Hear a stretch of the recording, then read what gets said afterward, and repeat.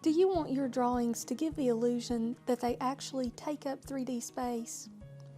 In these exercises, you'll learn to use a full range of value to model 3D objects in light and shadow. So get your pencils out and let's get started. We'll start our first exercise by drawing the simple shape of an egg. The shape is an oval. That's easy enough. But the shape alone doesn't give the illusion that the egg takes up space in 3 dimensions. In order to create that illusion of a 3D object on a 2D surface, we'll need to use a range of values. Value just means how light or dark something is. Sometimes artists use a value scale to measure value.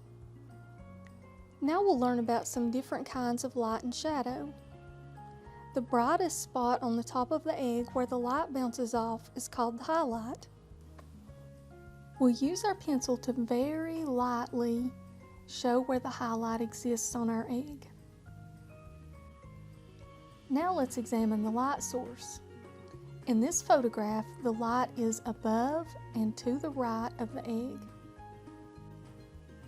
We'll make a note of where the light passes the side of the egg and use that to define the terminator. The terminator divides the light from the shadow. It's not really a line, but we'll draw it as a line very lightly so that we can use it as a reference. Everything above the terminator's light and everything below the terminator is shadow. So we'll go ahead and shade in the whole area under the terminator. I'm holding my pencil overhanded and using my arm more than my wrist, and I'm shading with the side of my pencil. Because our egg is a rounded object, the light will soften on both sides of the terminator. So we'll shade the terminator a little darker and then soften the edge on the shadow side and soften the edge on the light side.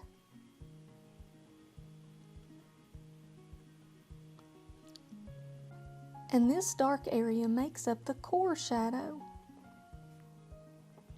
You may wonder why the core shadow is darker than the other parts of the shadow. This happens because light bounces off the table that the egg is sitting on and other objects in the environment and lights up the other parts of the shadow. Check out what happens when we put a dark paper underneath the egg. See how the shadow darkened? Another very important visual cue that shows the egg takes up space in the real world is the cast shadow. The edges of the cast shadow will extend all the way out to where the light source passes the sides of the egg, although the shadow will become very soft and diffused on the edges.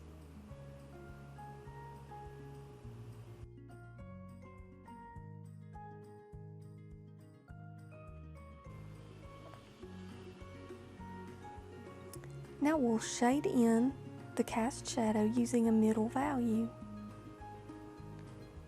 Remember to hold your pencil overhanded and use your arm more than your wrist to draw.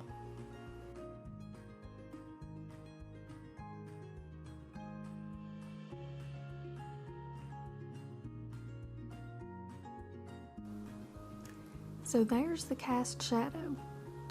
Notice how light comes in from the sides and lightens parts of the cast shadow. The darkest part, the part where the least light gets in right under the egg, is called the occlusion shadow. We'll shade the occlusion shadow very dark. This shadow is very important to seating an object. And that really lends itself to the illusion that the object takes up space in the 3D world.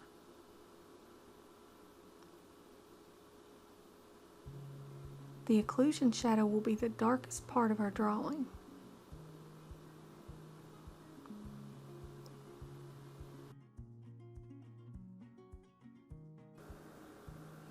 Now we'll finish up the cast shadow by softening the edges and making some final adjustments.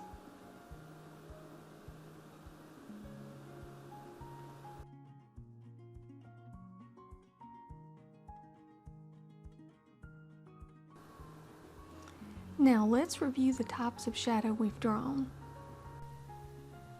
The terminator is an imaginary line that separates light from shadow on the egg itself.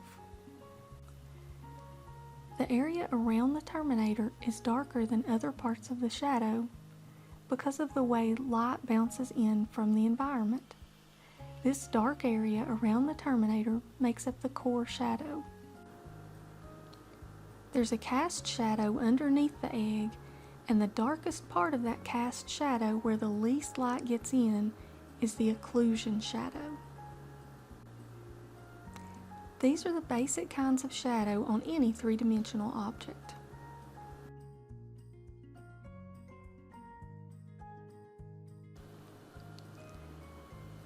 Now that we've finished the shadow part of our drawing, let's turn our attention to the lights. We've already marked the highlight where the light bounces off the top of the egg. Now all that remains is to create a very light gradation from the shadow to the highlight. This area that is not shadow and not highlight is called the halftones. Now we'll closely observe the reference picture and make any adjustments that are needed. I'm going to use my eraser to really clean up and lighten the highlight. Don't expect perfection the first time you try this exercise. Drawing takes lots of practice, and you have to train your hand to do what you want it to do.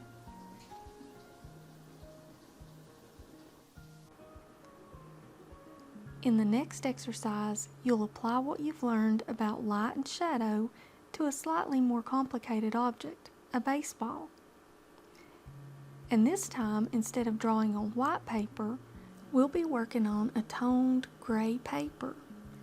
And we'll be using both our black and white charcoal pencils for this exercise. One of the advantages of working with black and white charcoal on gray paper is that it makes it much easier to achieve a full range of value. We'll start our baseball drawing with an outline of the 2D shape of the object, which is a circle. It can be hard to draw a perfect circle freehand. I suggest you find a round object that is about the size you want your baseball drawing to be and use it as a tool to draw a perfect circle.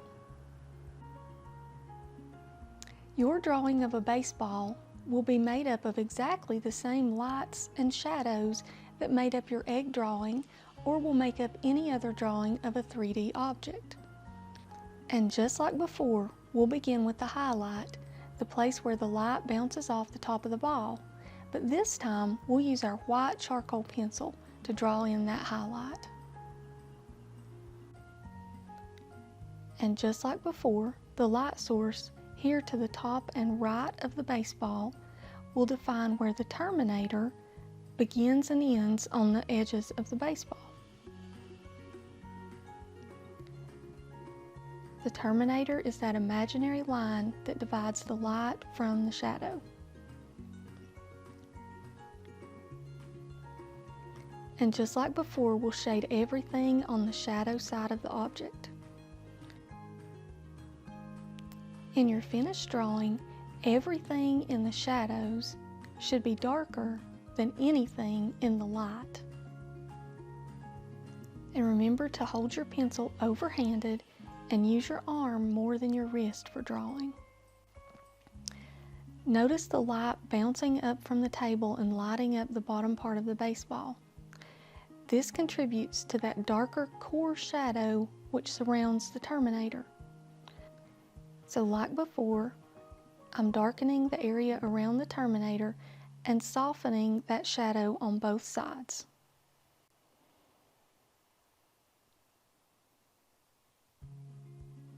I want this drawing to look a little more finished than the egg drawing, so I'm going to use my blending stump and push the charcoal very gently into the pores of the paper and this will create a much softer and more finished effect. I'm using short overlapping strokes, and with both my pencil and my blending stump, I'm careful not to press too hard on the paper. It's very tempting to blend with your fingers, but this can cause problems. Your skin naturally produces oils, and so when you blend with your fingers, the oils from your skin mix with the charcoal and adhere it to the paper. It can also cause slight color changes and surface changes on the paper. You can also use a tissue, rolled up paper, or a cotton round for blending. You'll notice as you use your blending stump and it gets full of charcoal, it will start to make light marks and become almost a drawing tool in itself.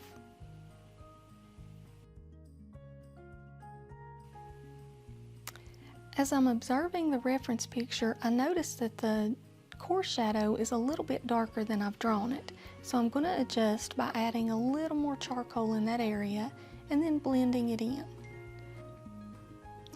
I'm still using that terminator line that we sketched to place that core shadow.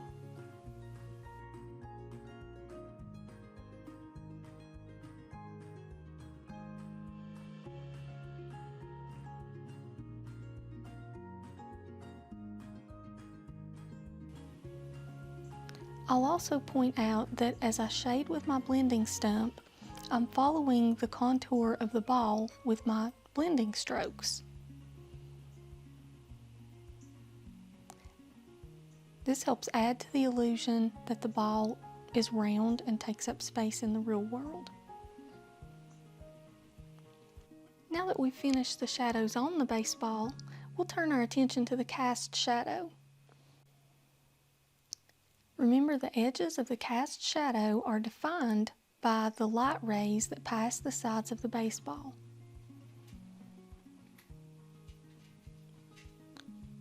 Holding my pencil overhanded, I'm lightly shading the entire cast shadow.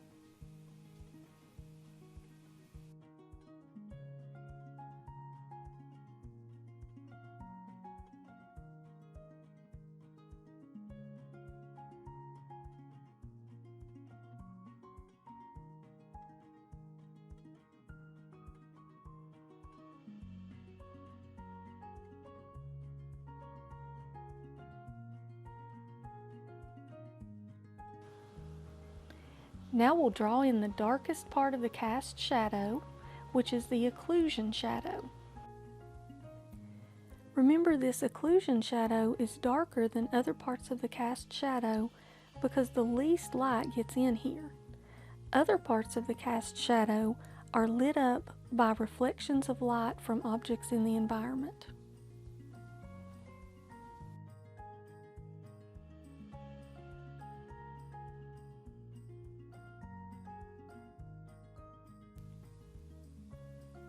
The area directly underneath the baseball will be the darkest part of the drawing.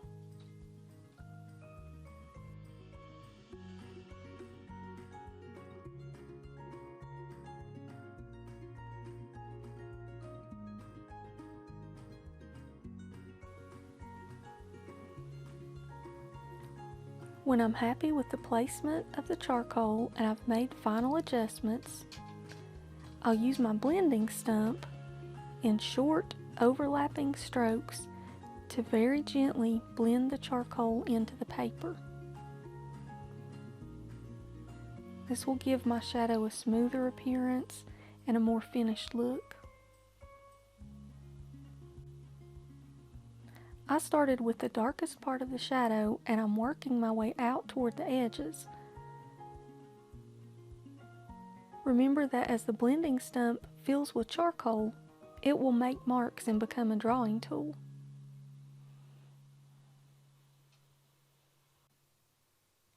You can certainly use this to your advantage, but working from dark to light will make the charcoal easier to control.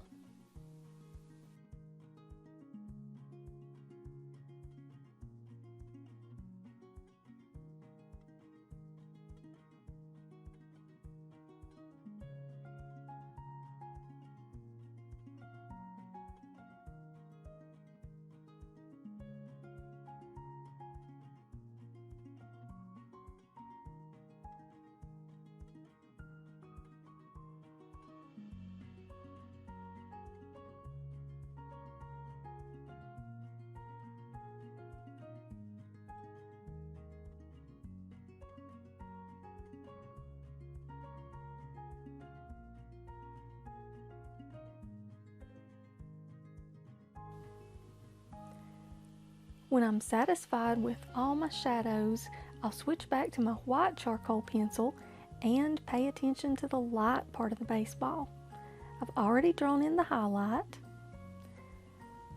and now in the halftones, I will use my white charcoal pencil to create a gradation of light value from the lightest part, which is the highlight, and let that diffuse into that gray paper. Another advantage to drawing on gray paper is that you can let some of the gray paper actually show through and make up part of your drawing.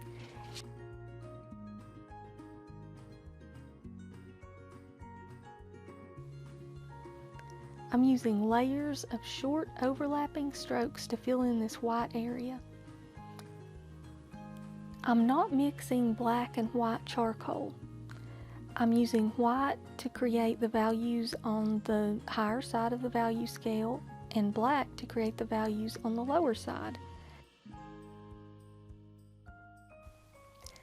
Now that you've drawn all your lights and shadows, you've created the illusion that your object takes up space in the real world.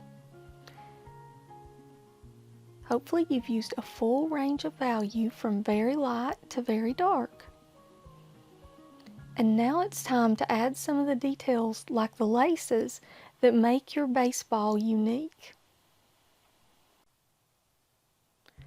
I'm going to use my eraser to carefully remove the outline that we drew to define the shape of the baseball. If you look at the reference picture, there's not a black line surrounding the baseball, so this will make our drawing more realistic.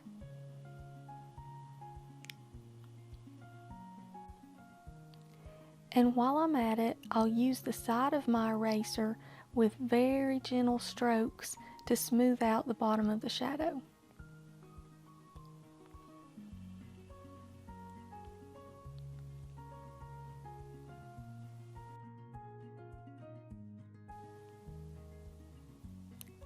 And now it's time to add the final detail, which is the laces. I'll use my black pencil to show the center line where the laces meet.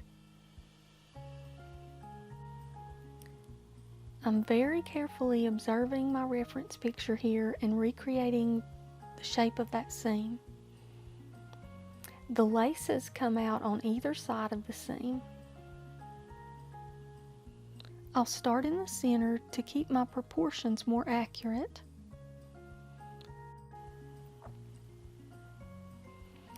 I'm taking my time and observing very closely the distance between the laces in the reference picture. And I'm pressing down with my pencil to create a dark mark because the value of the laces is dark.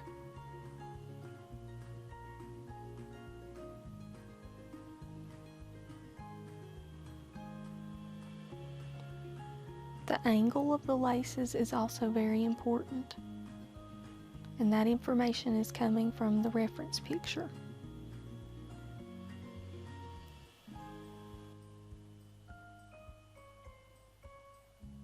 As I'm studying the reference picture, I notice that there are some highlights above each lace in this section, so I'll use my white charcoal pencil to draw in those highlights where the light bounces off the folds in the leather.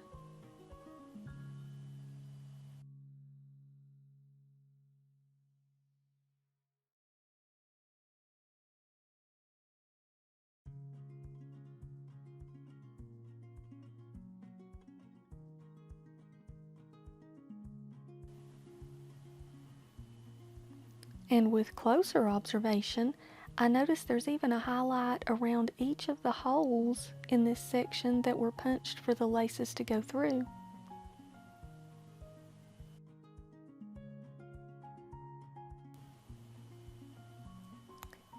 Now I'll switch back to my black pencil and draw another section of laces just like before. Each individual lace has its own angle. There is a pattern, but there are also individual variations in each lace, and these are the details that will make your baseball seem more realistic. With each mark, observe the reference picture, double check the angle, and recreate what you observe in the reference picture.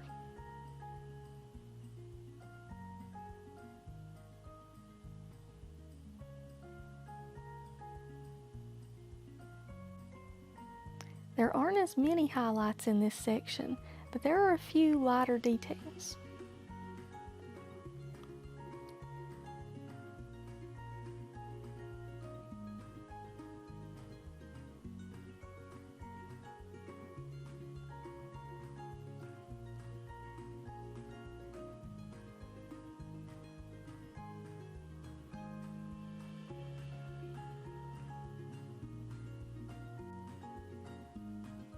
Now we'll use the same process on the other side, starting in the middle and observing each individual lace, one on either side of the seam. Laces that are dark in value, and each one its unique shape and angle.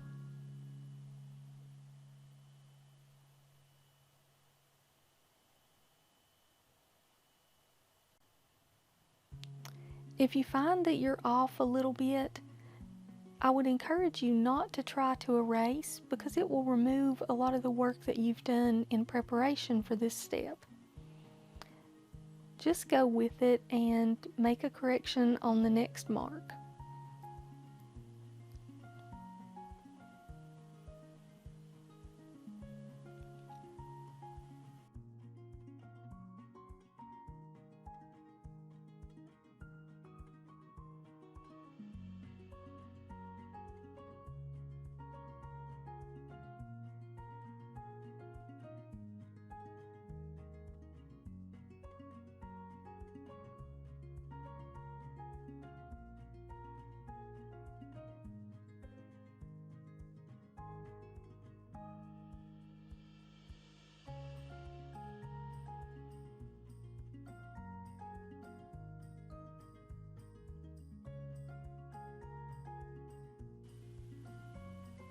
The highlights that we see on this side are a little more diffused because they're further from the light source.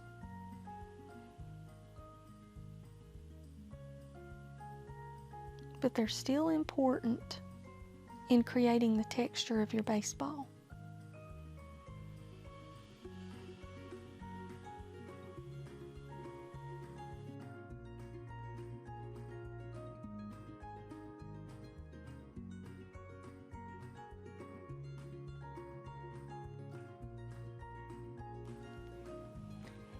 Here in this section, the shape of the laces and highlights work together to show that the leather is wrinkled by the laces, and there's a slight cast shadow under the wrinkle.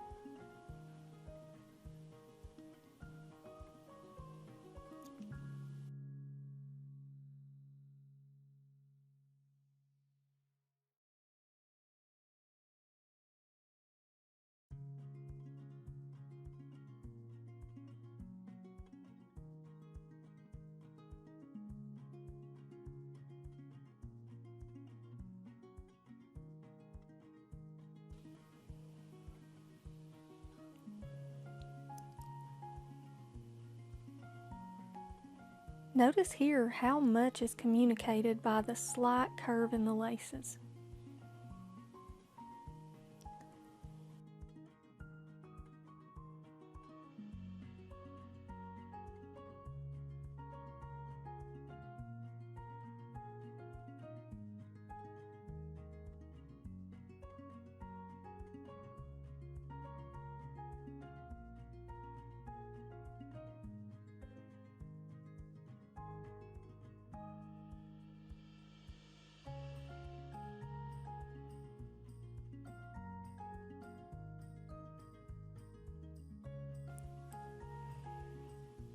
Now all that remains are a few more highlights and some final adjustments. At this stage, it's a good idea to set up your drawing on the other side of the room and stand back a few feet. Most people will view your artwork from at least 4 feet away.